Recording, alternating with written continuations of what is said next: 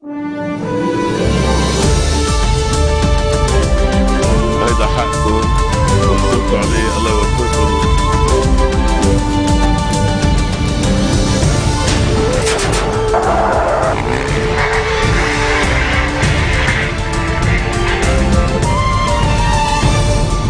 Bonjour à tous et merci de nous rejoindre sur Futur TV pour cette nouvelle édition de la rédaction. Voici les titres de ce journal. Les consultations s'accélèrent à la veille de la séance parlementaire consacrée à l'élection d'un nouveau président de la République. Michel Sleiman appelle les députés à assumer leurs responsabilités.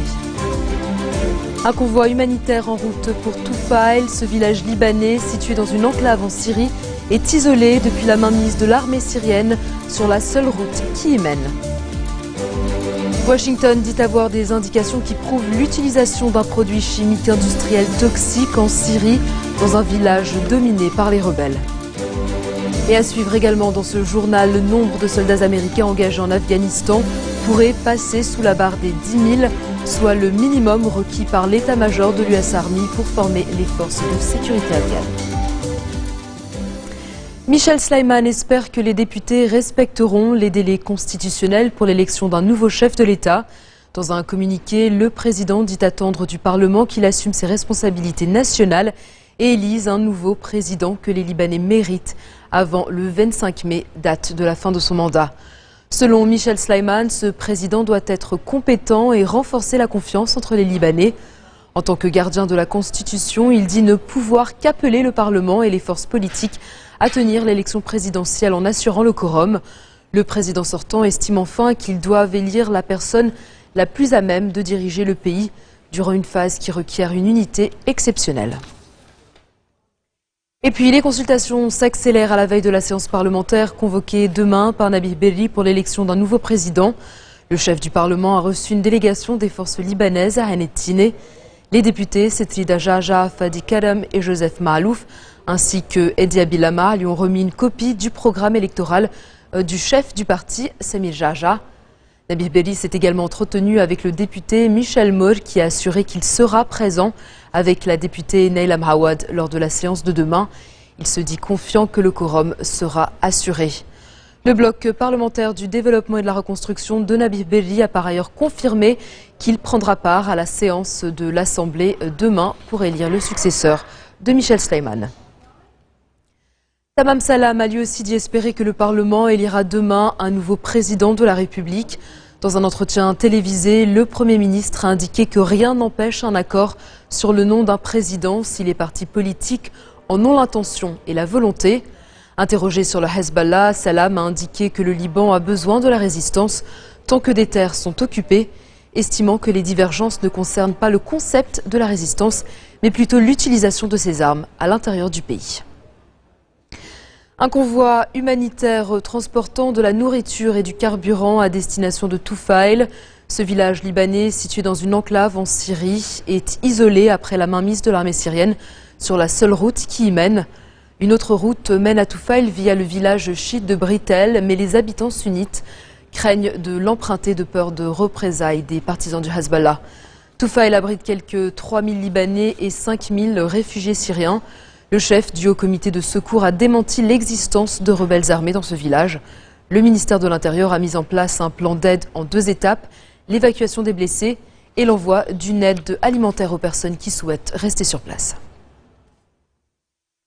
Le ministre libanais de l'Intérieur estime que les armes des Palestiniens à l'intérieur comme à l'extérieur des camps de réfugiés n'ont aucune raison d'être. Lors d'un point de presse à Saïda au Liban Sud, Nahad El-Machnouk a affirmé que ces armes ne protègent pas les Palestiniens et qu'elles contribuent au contraire à exacerber la tension entre les Palestiniens eux-mêmes et entre les Palestiniens et les Libanais. Selon le chef de l'Intérieur, c'est l'État qui protège effectivement les Palestiniens. La justice a engagé des poursuites contre 2 soldats affectés à la prison de Roumieh pour négligence. Le détenu Hossein Sbaiti est mort le 5 avril après avoir été transféré dans un hôpital. Il souffrait depuis quelque temps d'un problème gastrique. Le juge Saël Saël a transféré le dossier au premier juge d'instruction militaire Eliad Abourida.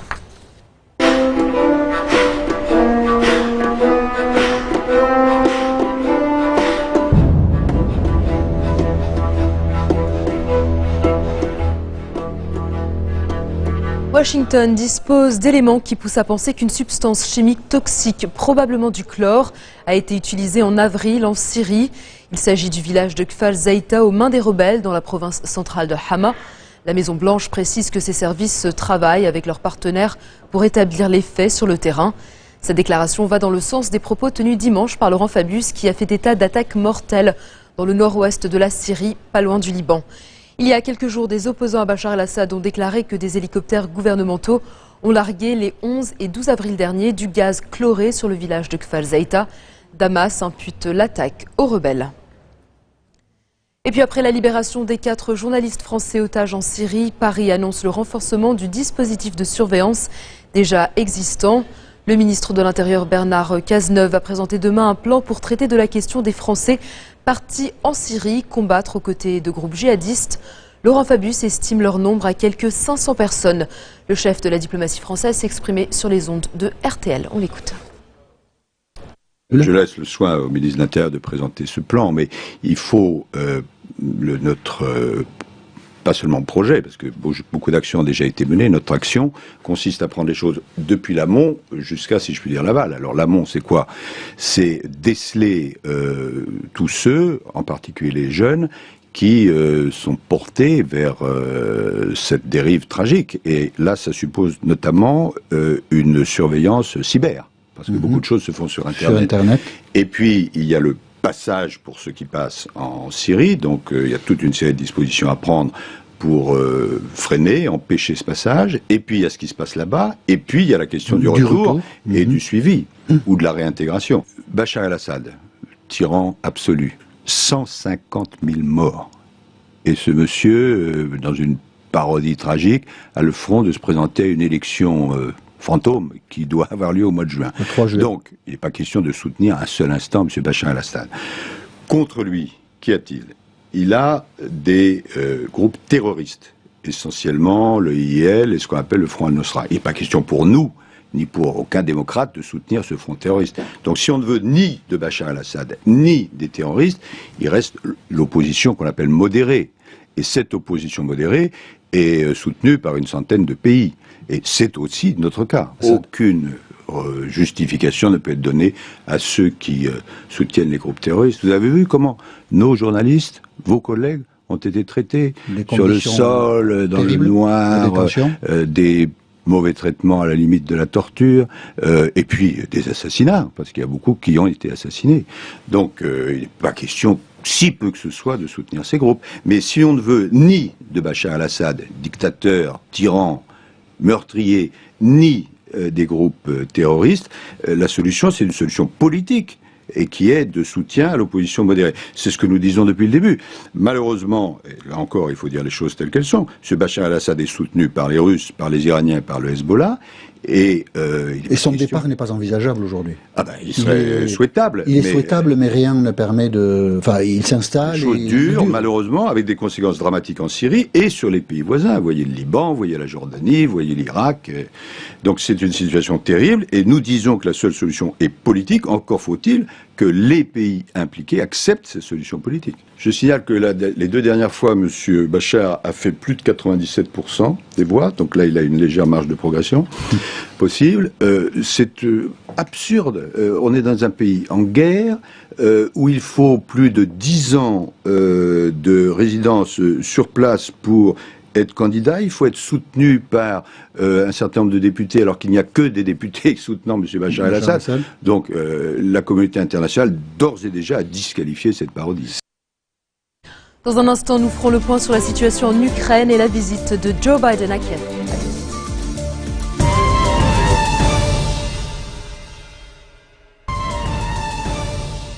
Retour sur le plateau de l'info de Futur TV. C'est début mai que l'Iran et les 5 membres du Conseil de sécurité, plus l'Allemagne, vont s'atteler à la rédaction du projet d'accord définitif sur le nucléaire iranien. Cette réunion doit se tenir à New York entre le 5 et le 9 mai et se concentrera sur les volets techniques de l'accord. Les négociations politiques seront abordées une semaine plus tard à Vienne, en Autriche. Faut-il pour autant être optimiste? Oui, si l'on en croit le président iranien Hassan Rouhani, qui a déclaré il y a 3 jours qu'un accord est à portée de main. Autrement dit, la date butoir du 20 juillet pour régler la question devrait être respectée, comme comme le stipule l'accord intérimaire signé en novembre dernier entre les différentes parties. Le nombre de soldats américains engagés au sein de la Force internationale d'assistance à la sécurité en Afghanistan pourrait passer sous la barre des 10 000.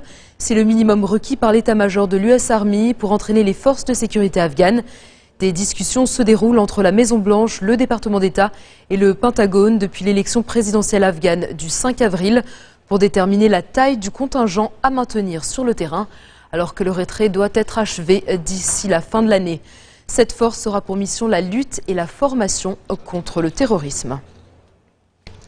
Le bilan s'alourdit encore dans le naufrage du ferry en Corée du Sud. Il y a encore 200 corps à récupérer, car à moins d'un miracle, aucun disparu ne peut être encore en vie 6 jours après le naufrage. Les conditions météo se sont améliorées ces dernières heures, ce qui permet aux plongeurs d'accélérer leur travail.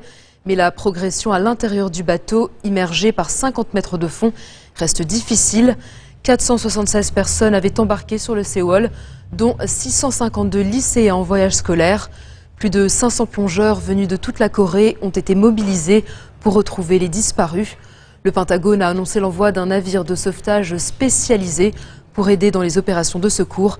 Barack Obama, lui, doit se rendre dans 3 jours en Corée du Sud dans le cadre d'une tournée asiatique. La police a par ailleurs arrêté 4 membres supplémentaires de l'équipage après avoir interpellé le capitaine et 2 de ses subordonnés. Les États-Unis se tiennent aux côtés de l'Ukraine pour préserver son unité. C'est le message martelé par Joe Biden. À Kiev, le vice-président américain menace la Russie de plus d'isolement si elle n'agit pas pour une désescalade dans l'est de l'Ukraine. Il salue par ailleurs le choix du vote plutôt que de celui des armes, en référence à la présidentielle prévue le 25 mai prochain en Ukraine. Joe Biden a déclaré à l'adresse de Moscou que le temps presse pour mettre en œuvre les engagements pris la semaine dernière à Genève pour résoudre la crise en Ukraine. Il a demandé à la Russie de retirer les troupes massées près de la frontière. Toujours selon Washington, des preuves existent de la connexion entre Moscou et les séparatistes pro-russes. Des photos qui montrent que certains séparatistes armés dans l'est de l'Ukraine sont en fait des militaires ou des officiers du renseignement russe. En bref, dans le reste de l'actualité de ce mardi, les forces françaises de l'opération Sangaris en Centrafrique ont escorté plus de 90 musulmans. Elles les ont évacués de Bangui à Bambari dans le nord pour échapper aux violences et aux exactions dans la capitale. 300 km séparent les 2 villes. Ces déplacés vivaient dans un quartier anciennement mixte du nord de Bangui.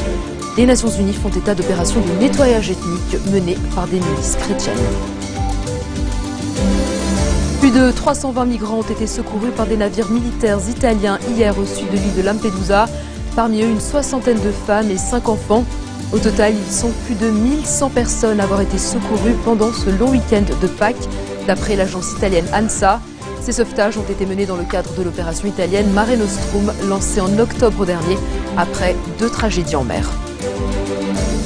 Et puis, Clayton Lockett et Charles Warner ne seront pas exécutés ce mardi. Décision de la Cour suprême de l'État d'Oklahoma au nom du droit de savoir l'origine et la composition des produits. Objectif, être certain qu'ils ne leur feront pas subir de souffrances inhumaines. L'État, lui, défend une loi qui lui permet de conserver le secret de l'origine des produits pour protéger les fournisseurs. Depuis le refus des fabricants européens de fournir l'anesthésiant le plus courant, plusieurs États américains sont confrontés à une pénurie de produits.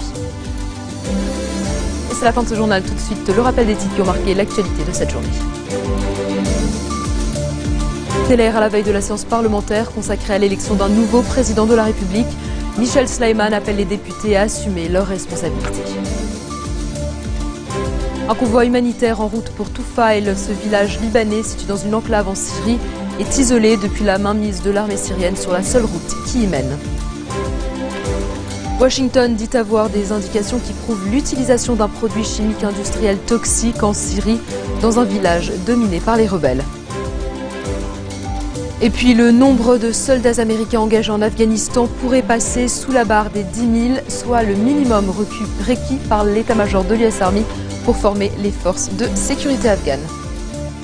Merci de votre attention. Retrouvez-nous tous les jours à 16h40 heure de Beyrouth. Vous pouvez également nous suivre en ligne sur notre site web ou en téléchargeant notre application mobile. Excellente soirée à toutes et à tous.